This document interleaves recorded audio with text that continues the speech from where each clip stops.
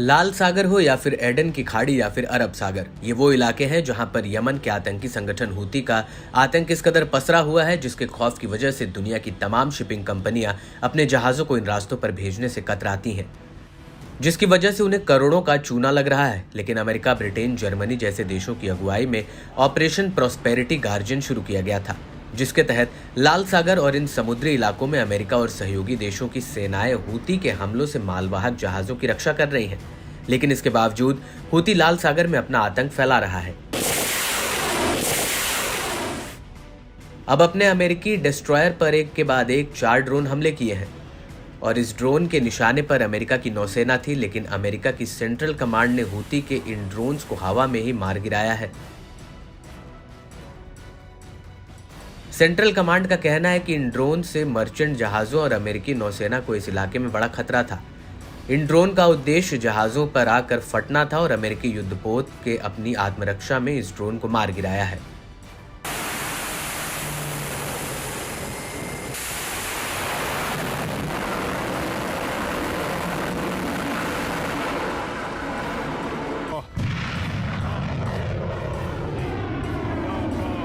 अमेरिकी सेना का कहना है कि इन हमलों में किसी को कोई चोट नहीं आई है और ना ही ये अमेरिकी जहाज या मर्चेंट जहाज पर जाकर फट पाए।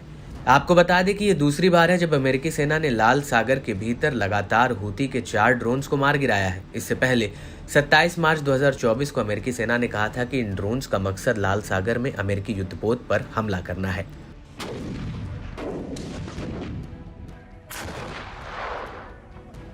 बड़ी बात यह है कि नवंबर 2023 से यमन का आतंकी संगठन हूती लगातार लाल सागर से गुजर रहे मालवाहक जहाजों और युद्धपोतों पर ड्रोन और मिसाइल हमले कर रहा है। हूती के पीछे सीधा हाथ ईरान का है, जो उसे हथियार और पैसों की फंडिंग करता है। हूती के हमलों की वजह से लाल सागर में दुनिया का माल ढुलाई कारोबार पूरी तरह से चरमरा गया है। आपको ये भी बता दें कि दुनिया का करीब 30% ग्लोबल कंटेनर ट्रेड लाल सागर से स्वेज नहर से होकर गुजरता है, जो हूती के हमलों की वजह से पूरी तरह से ठप है।